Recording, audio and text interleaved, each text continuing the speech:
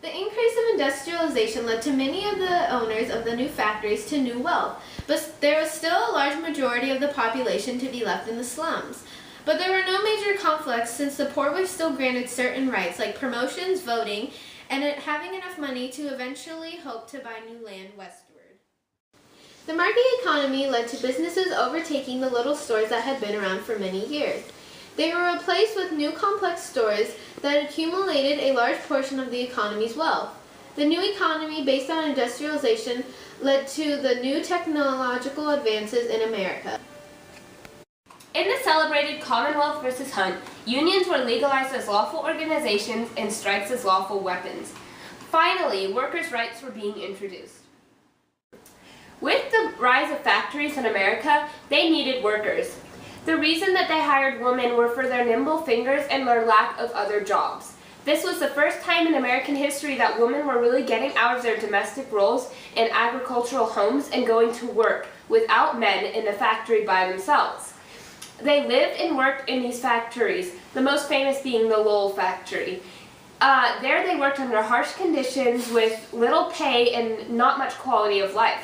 In fact, they got so tired of the quality of life they had that they decided to try and form a union. Because they were women and did not have much respect during this time period, all their actions were taken down by the government and by the factories themselves. But they did start an important movement in America of giving the idea of unions to the people. The economic advantages of having immigrants work in the factories was that they were willing to work for very little money. Coming from poor countries themselves, they took any job opportunity as a good one. However, under these circumstances, they were often taken advantage of. They worked long hours with harsh conditions for barely enough money to survive. Although the Native American Party did not like immigrants, these immigrants were very useful to the American economy, however mistreated they were.